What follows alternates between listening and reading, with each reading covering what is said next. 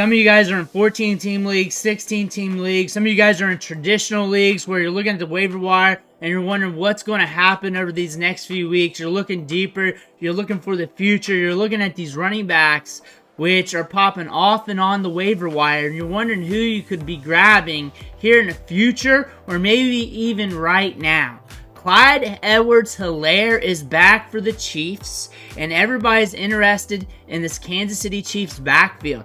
We're going to do a deep dive on him today to see whether or not you need him for fantasy football, what you need to look out for over these next few weeks when we're watching the Chiefs play, and everything else. But before we dig in, you need to click that subscribe button right now. We're doing these deep dives every day. We're deep diving as many players as possible that I can fit in on the daily. That way you can look at the advanced analytics, the situation, see what you want to do for your fantasy team with those trending players. And he's a trending player right now in Sleeper, so we got to talk about him.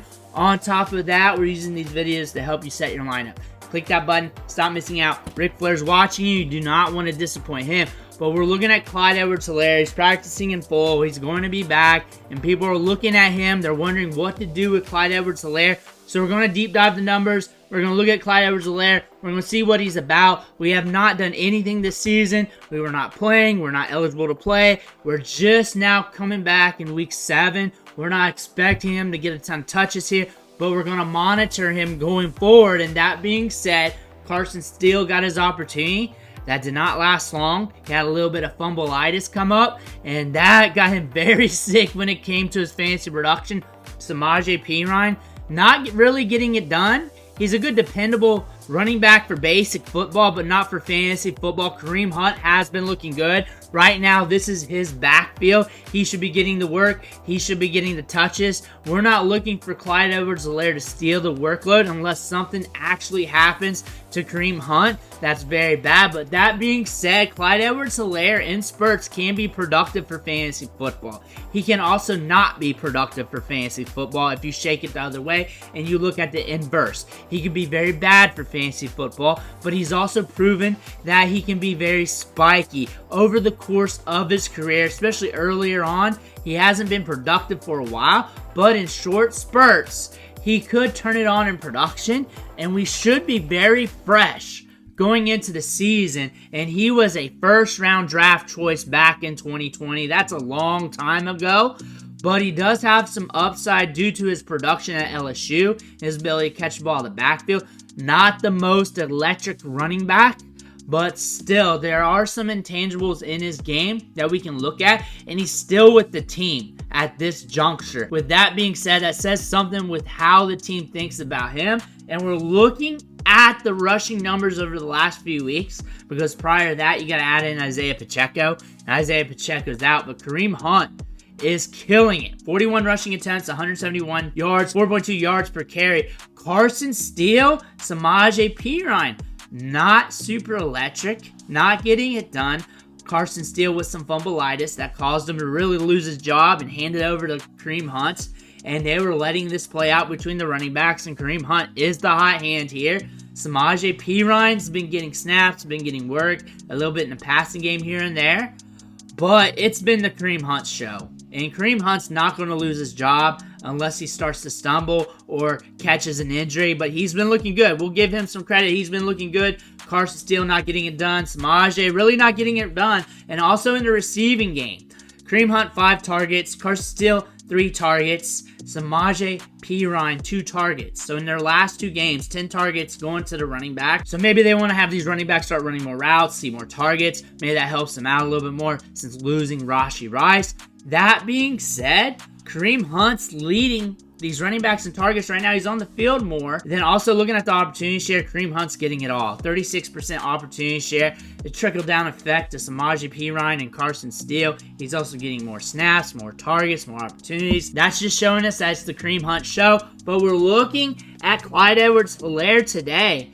He's been used in the passing game over these last 3 years, but not a lot. He hasn't been getting a lot of workload. He hasn't really been viable for fantasy football. So why can we say that right now? The backfield isn't looking horrifically bad, but not horrifically great either. And looking at the other 2 running backs in the offense, there's room for him to take over. On top of that, injury fragility for the rest of the season, that's something that could impact Clyde Edwards-Helaire. And last year wasn't an efficient run the ball when it comes to true yards per carry, evading tackles, yards created. Just wasn't getting the job done. So we go back to LSU, peeling back the onion.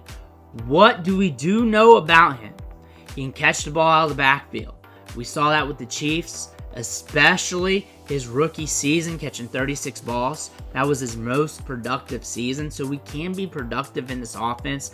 They like him to some degree because they kept him around this whole time, and he can be used in the passing game. Does that mean he will be used in the passing game? I don't know. But what can we look at with Clyde Edwards-Helaire that could be a good indicator for us? And we saw this before with Jerick McKinnon before he broke out, because I sounded an alarm on Jerick McKinnon right before his breakout 2 years ago, and that's the routes ran. You watch Clyde Edwards-Helaire over these next few weeks, even later than that, maybe past Thanksgiving time. You watch how many routes he's running per game. If that number starts to increase, you need to perk your ears up. That's what you need to look at for Clyde Edwards-Helaire. That's why you need in the title to look at Clyde Edwards-Helaire's routes. Because during his entire tenure with the Chiefs, he's been getting a lot of work in the passing game. 123 targets, 765 receiving yards, 7 touchdowns. Jerick McKinnon had a big run in 2022, was a league winner in fantasy football. Clyde Edwards-Helaire, though, steady Eddie when it comes to working the passing game. That's what they know about him. That's what they used him for. That is something to look at, especially in PPR, when we're watching the routes going forward. I'm not saying to pick them up. That's not what this video is about. You don't need them, because I'm also not telling you need them right now, and I'm also not telling you that you have to stash them. There's a bunch of other stash plays I would rather do. There's a lot of rookie running backs that I'm looking at right now that I would rather stash. But what you really need to do is watch them. If you're in a 16-team league or bigger, you may want to pick them up, but you really want to watch them. You want to watch the routes ran. Not this week, but going forward, that should increase or could happen. That being said, you want to pay attention to that. If he starts running a lot of routes, that could lead to opportunity later on down the road in the season. If not, you stay away, but you're watching it from the waiver wire, not from your bench. From the waiver wire. I would not pick him up right now unless you're dead set on it, and that's on you. But again, there is some upside here, but it's in the passing game. How many routes he's running per game is going to be the big indicator, like I've said prior, to whether or not we will get more workload in the future, and that could potentially happen. He could be a money ball play to that aspect. We're seeing that in the tea leaves, but also tea leaves are saying, hey, he's not great for fantasy football, he's not a great running back, but he's also competing against Carson Steele, Samaje Perine, who have not been getting it done. He's a fresh body right now who has experience in the offense, who also has experience also being productive.